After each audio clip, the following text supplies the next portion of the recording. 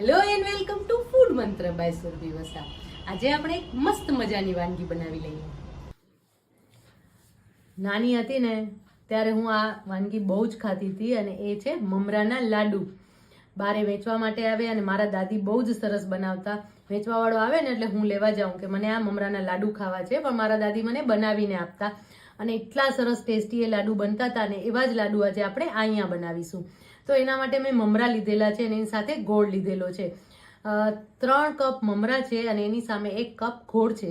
3 cup એટલે લગભગ 50 ગ્રામ જેટલા મમરા થતા હોય છે અને ગોળ છે એ 125 ગ્રામ ગોળ લીધેલો છે. તો આ રીતે એનું મેઝરમેન્ટ લેવાનું છે. તો હવે એમાંથી આપણે મમરાના લાડુ તૈયાર કરી લઈએ.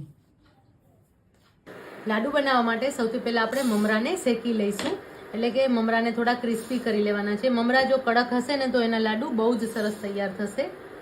તો સૌથી પહેલા આપણે લાડુ બનાવવા માટે મમરાને શેકી લેવાના છે.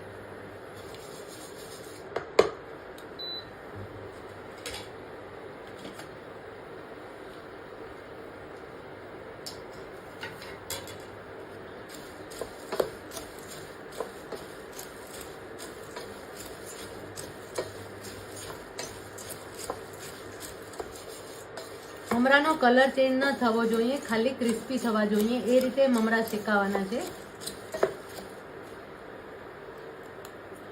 દબાવશો એટલે ખબર પડી જશે કે મમરા કડક થઈ ગયા છે કે નહીં.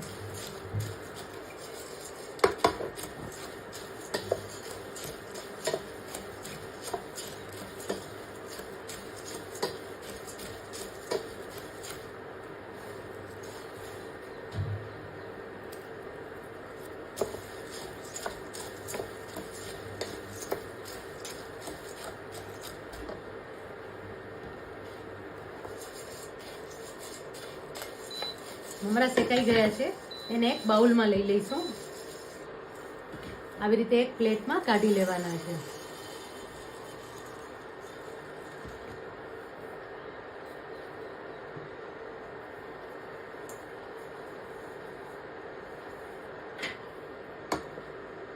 મમરાને આ રીતે પ્લેટમાં મેં કાઢી લીધા છે. હવે આપણે ચીકી બનાવવાની શરૂઆત કરીએ, લાડુ બનાવવાની શરૂઆત કરીશું. મમરાની ચીકી પણ બહુ જ સરસ લાગે છે. સૌથી પહેલા આપણે ઘી લઈશું. 1 ચમચી જેટલું ઘી લેવાનું છે. આ ઘી લેવાનું કારણ એ છે કે જ્યારે ચીકી બનશે ને ત્યારે એના ઉપર એક મસ્ત મજાની શાઇનિંગ પણ આવશે અને એનો સ્વાદ પણ બહુ સરસ આવશે. હવે એની અંદર આપણે ગોળ ઉમેરી લઈશું. 1 બાઉલ એટલે કે 1 કપ આપણે ગોળ ઉમેરી લઈશું. ગોળ હંમેશા ધીમા તાપે ઓગાળવાનો છે, એને બહુ જ ફાસ્ટ ફ્લેમ પર નથી એનો પાયો તૈયાર કરવાનો. જો ફાસ્ટ ફ્લેમ પર પાયો તમે તૈયાર કરશો તો શું થશે કે ગોળ જે ઝીણા ભૂક્કા હશે ઝડપથી ઓગળી જશે અને જરાક પણ મોટો ટુકડો હશે તો એને ઓગળતા વાર લાગશે અને એના કારણે પાયો સરસ તૈયાર નહીં થાય. એટલે એ વાતનું ખાસ ધ્યાન રાખવાનું છે. પાયો કઈ રીતે તૈયાર થાય છે એ પણ ખૂબ જ અગત્યનું છે. પાયો તૈયાર કરતી વખતે પાયો જો વધારે કડક થઈ જશે તો તમારા લાડુ છે એકદમ ભભરા થઈ જશે, ભેગા નહીં થઈ શકે, છૂટા પડી જશે. અને જો પાયો છે એ વધારે કાચો રહ્યો હશે તો તમારા લાડુ છે એ ચવડ બની જશે, એટલે કે તમે મોઢામાં નાખીને તોડશો ને તો પણ ન તૂટે એવા લાડુ તૈયાર થશે. તો પાયો તૈયાર કરવો ખૂબ જ અગત્યનું છે. પણ પાયો બનાવવા માટે કોઈ જ ટેન્શન કરવાની જરૂર નથી. પાયો બનાવવો એ કોઈ રોકેટ સાયન્સ નથી, બહુ જ ઇઝી છે.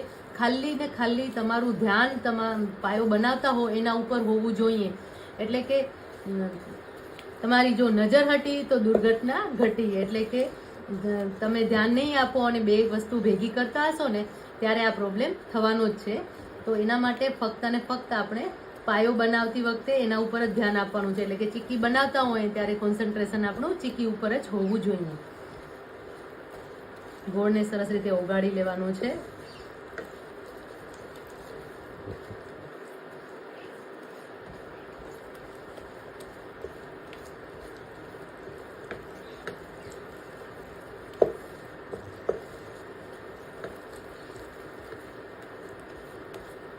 ગોળ લગભગ બધો જ મેલ્ટ થઈ ગયો છે. કંઈક નાનો ટુકડો રહી જાય તો એને દબાવીને મેલ્ટ કરી લેવાનો છે. અત્યારે મેં દેશી ગોળ લીધો છે. તમે સફેદ ગોળ પણ લઈ શકો છો, કોલ્હાપુરી જે ગોળ આવે છે એ પણ લઈ શકો છો અને આ રીતે દેશી ગોળ પણ લઈ શકો છો. હવે આપણે ચેક કરી લેવાનું છે. ચેક કરવા માટે શું કરવાનું છે કે એક બાઉલમાં પાણી લેવાનું છે અને જ્યારે ચેક કરતા હોય ત્યારે ફ્લેમ એકદમ સ્લો રાખવાની છે.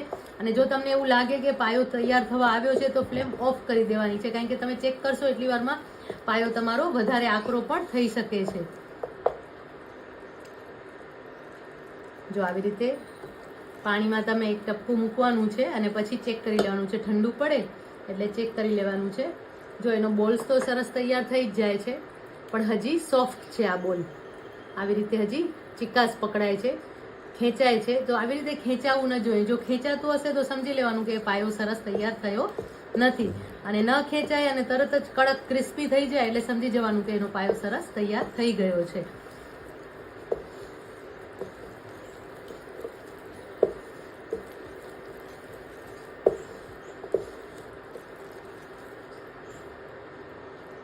અને જ્યારે પાયો તૈયાર થાય ને ત્યારે બબલ્સ છે એ થવા લાગશે. ચારે બાજુ ધીમા ધીમા બબલ્સ થવા લાગશે, એટલે પણ ખબર પડશે કે હવે પાયો તૈયાર થવાની શરૂઆત થઈ ગઈ છે.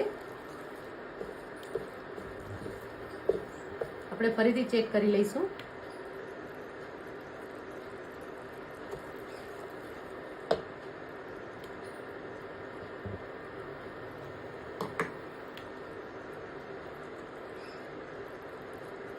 જો હજી બસ આ ઠંડુ થાય ને એટલે જોવાનું હજી જરાક આવી રીતે ખેંચાય છે.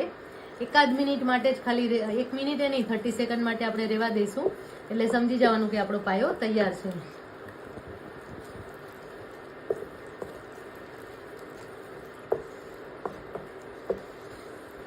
પાયો જો કાચો રહી જશે ને તો ગોળ છે ને, એટલે કે તમે ચીક્કી બનાવી હશે કે લાડુ બનાવ્યા હશે તો એનું જે ગોળ છે ને એ દાંતમાં ચોંટશે અને એના કારણે તમને જરાય પણ ખાવાની મજા નહીં આવે. જો હવે આ મિશ્રણ એકદમ સરસ ક્રિસ્પી થઈ ગયું છે. જો તૂટી જાય છે ને, એટલે સમજી જવાનું કે આ આપણો પાયો છે એ તૈયાર થઈ ગયો છે. હવે એની અંદર આપણે આ તૈયાર કરેલા મમરા ઉમેરી લઈશું.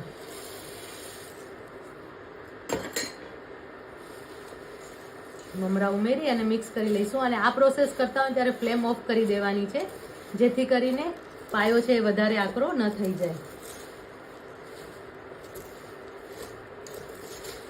પ્રોપરલી બધી બાજુથી મિક્સ કરી લેવાનું છે.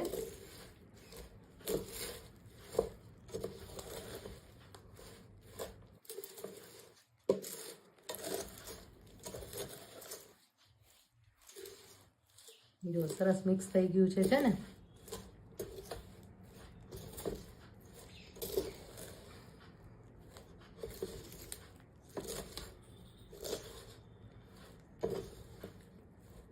આની અંદર તમારે કાંઈ વેરિએશન કરવું હોય ને તો જ્યારે પાયો બનાવતા હોય ને ત્યારે એની અંદર કોકો પાવડર થોડો ઉમેરી દેવાનો છે, તો મસ્ત મજાની ચોકલેટની ફ્લેવર આવશે અને એટલા સરસ લાડુ તૈયાર થશે. એનો કલર પણ બહુ જ સરસ તૈયાર થશે અને એની સાથે સાથે એનો લુક પણ બહુ જ સરસ તૈયાર થશે. હવે હાથમાં આવી રીતે ઘી લગાવી લેવાનું છે અને થોડું થોડું મિશ્રણ લઈ અને આપણે લાડુ વાળી લેવાના છે. ગરમ લાગશે પણ તો એ લાડુ તો ગરમમાં જ વળશે, નહીં તો ઠંડા થઈ જશે તો લાડુ વળશે નહીં. એટલે આવી રીતે આપણે લાડુ વાળી લઈશું.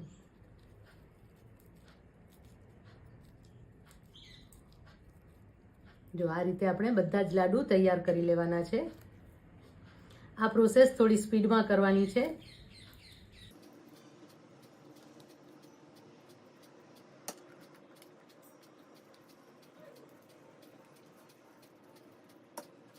થોડું મિશ્રણ આપણે મોલ્ડમાં પણ લઈ લેશું, જેથી કરીને આપણે એના પીસ પાડીને ચીક્કી પણ બનાવી શકીએ છીએ. તો આવી રીતે થોડું મિશ્રણ છે એ મોલ્ડમાં પણ લઈ શકાય છે. જો આ રીતે મોલ્ડમાં લઈ અને હાથેથી એને ફેલાવી દેવાનું છે. મેં નીચે બટર પેપર મૂકી દીધો છે, જેથી કરીને મિશ્રણ સરસ રીતે બહાર આવી શકે. જો આ રીતે દબાવી દેવાનું છે અને પછી એના કાપા પાડી લઈશું. અને જેથી કરીને કાપા પાડી લઈશું ને એટલે આ પણ સરસ મજાની ચીક્કી તૈયાર થઈ જશે.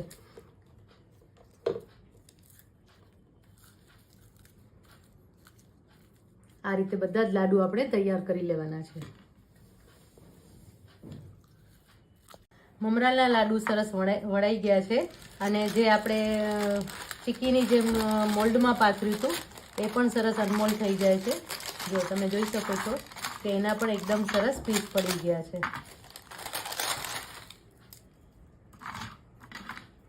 એટલે મમરાની ચીક્કી અને મમરાના લાડુ બંને સરસ તૈયાર થઈ ગયા છે.